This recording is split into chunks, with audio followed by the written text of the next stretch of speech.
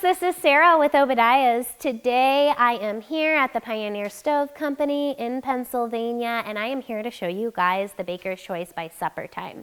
Now, the Baker's Choice is actually going to be produced by in Canada by a company called Supper Time, which is a different group of Amish that produce the Baker's Choice. We then transport them down here to the US, and these models will be drop shipped out of the US to your location, but this is going to be a North American made product. This model is going to be both UL and ULC listed for North America, the United States, and Canada.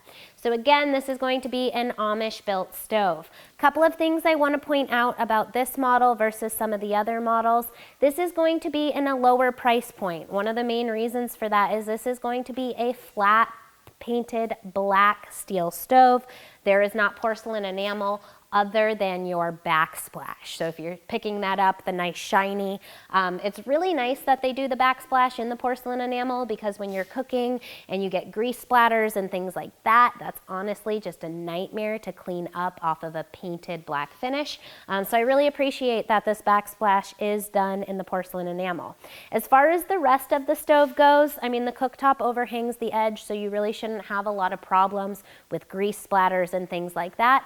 But something to keep in mind with a standard painted stove versus a porcelain enamel is after time, especially if you're burning this stove hot, you might notice some discoloration in the paint. If you're going with an upgraded model, like the Princess or the Duchess model, then you're not going to have those type of issues where you ever have to worry about repainting the stove. Now, overall, if you're looking for a good budget stove to get a nice big stove for heating, cooking, baking, and also possibly heating your hot water, this is an excellent option.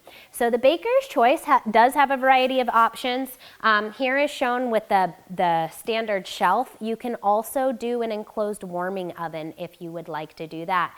Warming ovens are super handy if you're cooking for a large family or large holiday meals to be able to keep everything warm until you're ready to serve it. So we do have water reservoir options available as well. This particular model is going to be shown with a side reservoir. So I'm going to go ahead and show you that over here. So this reservoir, I'm going to say, is probably about 6 inches extra to the width of the stove. The Choice standard without any side reservoir sits at about 36 inches, so it's a pretty good footprint if you're looking for a large heat output but don't have a lot of space in your area to set one of the larger option stoves. This side reservoir is pretty cool. It's got just a little lift up here. It does not come with any type of spigot. None of our Amish cook stoves include those spigots. So if you want to add that in, there's a nice little drain port in the bottom that you could do a spigot to come out the bottom and inside of the stove here. Otherwise, you could just use a ladle or remove the water how you want. Again, water reservoirs do not plumb into anything. They're going to be manual fill and manual disperse out of the tank. In addition, you do have the option to add in a domestic water coil. The water coils are going to be used for a plumbed in system. So this is going to be to heat domestic hot water for your dishes, for your shower, for your bathtub. That's a super nice option to have if you're running the stove all winter. It can really cut down on your electricity costs to have that additional option. The domestic water coil will fit right inside the firebox here. One thing to keep in mind with that coil is that once it's installed, it does have to have water circulating through it at all times. So if you don't want a plumbed in system, then sometimes a water reservoir would be a better option. They do have a rear reservoir which sits on the back of the stove. That's going to be a little bit larger. I believe their rear reservoir is 15 gallons, whereas the side reservoir featured is only going to be 7 gallons. So if the amount of water is a concern for you, that's something to keep in mind as well. On the reservoir options for the Baker's Choice, they are actually both going to be 7 gallons. So 7 gallons on the side or 7 gallons on the rear for your reservoir option. So no difference in the amount of water that the stove's actually going to hold. It's just going to be your preference on whether you prefer to have it on the side or on the rear. If width and space is a concern, then probably a rear unit would be better. One thing I do want to point out about the rear reservoirs, and I get this question a lot, is does it change the clearances off the rear of the stove? And it does not change your clearances.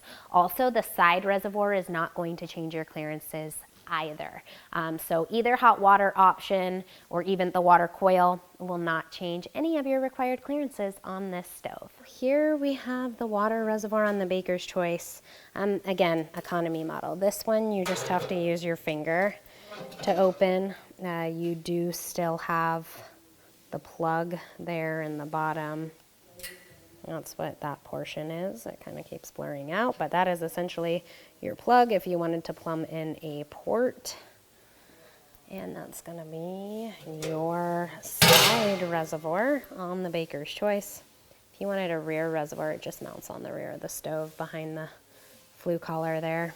So I hope that you guys found this product overview helpful on the Baker's Choice. If you guys like these videos, if they're helpful, informational, and educational, please give us that thumbs up. Click the subscribe button in the corner of the channel. Thanks so much for watching. God bless. Have a wonderful day.